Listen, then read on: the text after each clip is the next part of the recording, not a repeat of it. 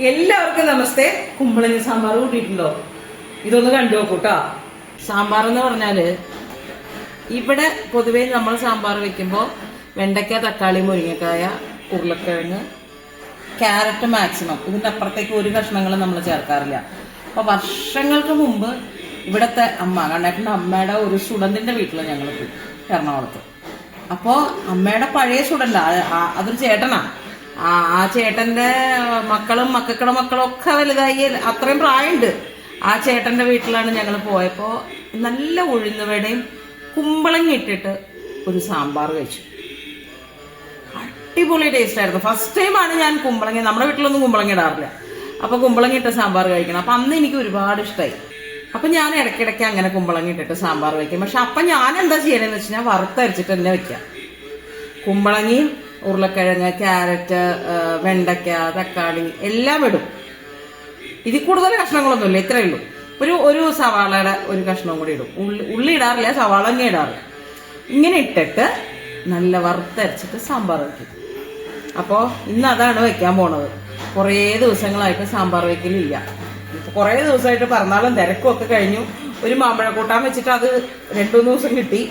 അപ്പൊ അങ്ങനെ കുറച്ച് വീഡിയോ എടുക്കാനുള്ള സമയമില്ലായ്മ, കുക്കിംഗ്, അതിനിടയിൽ വെള്ളം ഉണ്ടായിരുന്നില്ല.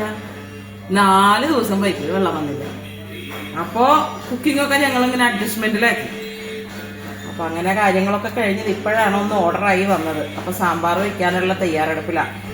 നമുക്ക് കഷ്ണങ്ങൾ വേവിക്കാനിടാം. ഉരുളക്കിഴങ്ങ്, ക്യാരറ്റ്, പരിപ്പ് ഞാൻ വേവിച്ച് വെച്ചിട്ടുണ്ട്.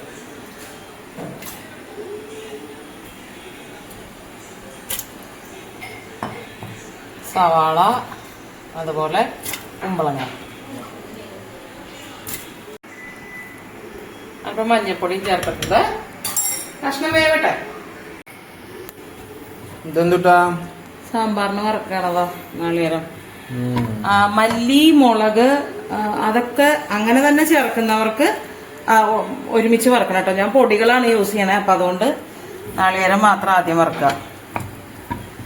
ഉലുവ, കായം, പിന്നെന്താ മുളക് പൊടി, മല്ലിപ്പൊടി ഒക്കെ പൊടിയായിട്ട് തന്നെയാണ് ചേർക്കണത്. സവാള ചേർത്തിട്ടുള്ളതുകൊണ്ട് ഞാൻ ഉള്ളി ചേർക്കണില്ല. ഉള്ളി വേണമെങ്കിൽ ചേർത്താൽ അതിനൊരു വേറെ സ്വാദുണ്ട്. നാളികേരം വറുത്തു. ഇനി നമുക്ക് പൊടികളൊക്കെ ചേർക്കണം. അതിൽ മല്ലിപ്പൊടി, മുളക് പൊടി, ഉലുവപ്പൊടി, കായപ്പൊടി, മഞ്ഞൾപ്പൊടി എല്ലാം ഉണ്ട്. എരിവുള്ള മുളക് പൊടി കേട്ടോ, അതുകൊണ്ട് വളരെ കുറച്ച് എടുത്തിട്ടുള്ളൂ ഞാൻ.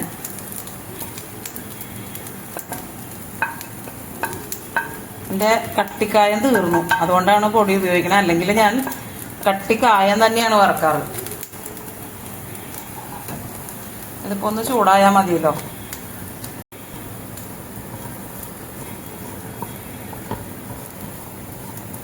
ഗ്യാസ് ഓഫ് ചെയ്തു. ഇതിന്റെ ഒരു ചൂട് മതി.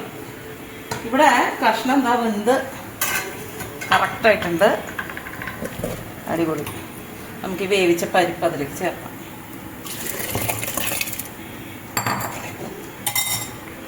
തിളക്കട്ടെ. നമുക്ക് വെണ്ടയ്ക്കയും തക്കാളിയും ചേർക്കാം. വെണ്ടയ്ക്ക ഞാനിങ്ങനെ പാനിൽ വെറുതെ ഒന്ന് ചൂടാക്കിയതാണ്, എണ്ണയൊന്നും ഒഴിച്ചിട്ടല്ല കേട്ടോ, വെറുതെ. അതിലല്ലെങ്കിൽ ഇങ്ങനെ വഴുവഴുവെന്നുണ്ടാവും. തക്കാളി, ഒരു വലിയ തക്കാളിയും ചേർത്തിട്ടുണ്ട്.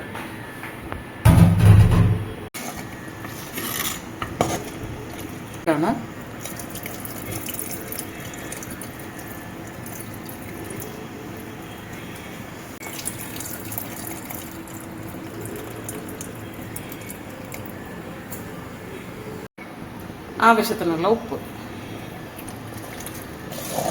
നമ്മൾ ആ നാളികേരം വറുത്തത് അരച്ച് വരുമ്പോഴത്തേക്കും ഇത് നന്നായി തിളച്ച് കഷ്ണമൊക്കെ വെന്തിട്ടുണ്ടാവും. അപ്പം നമ്മൾ അരച്ച് വെച്ചിട്ടുണ്ട്. ഇത് എന്തായി നോക്കട്ടെ. ആവണുള്ളൂ, ഇതിനും കൂടെ താമസമുണ്ട്.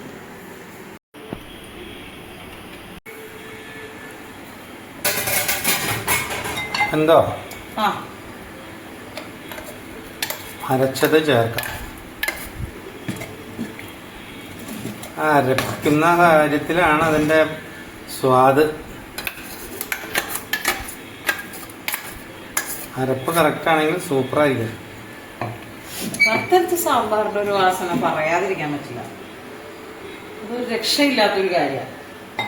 അപ്പൊ ഇനി സാധാരണ എന്നും ചെയ്യണ പോലെ ഒന്ന് കഴുകി ഒഴിക്കണ്ടേ, അല്ലെങ്കിൽ എനിക്കൊരു സമാധാനം കിട്ടില്ല. അപ്പൊ കഴുകി ഒഴിക്കട്ടെ കേട്ടോ.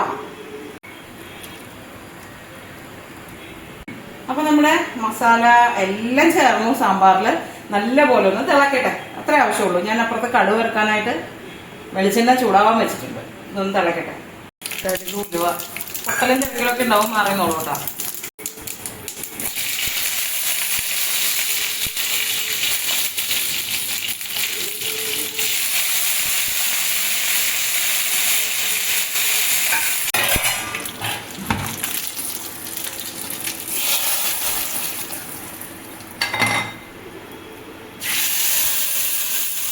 സൂപ്പർ കുമ്പളങ്ങ സാമ്പാർ റെഡി. നല്ല വാസനയുണ്ട്. മല്ലിയില ഉണ്ടെങ്കിൽ ഇടാം. ഇനി മധുരത്തിന്റെ ടേസ്റ്റ് ഇഷ്ടമുള്ളവരാണെങ്കിൽ ഒരു കഷ്ണം ശർക്കര ഇട്ടാലും നല്ലതാണ്. പക്ഷെ ഇവിടെ അത് താല്പര്യമില്ലാത്തതുകൊണ്ട് ഞാൻ ഇടുന്നില്ല. ഇതാണ് ഞങ്ങളുടെ വീട്ടിലെ കുമ്പളങ്ങ സാമ്പാർ. അപ്പോൾ നാളെ പുതിയ വീഡിയോയിൽ വീണ്ടും കാണാം. നമസ്തേ.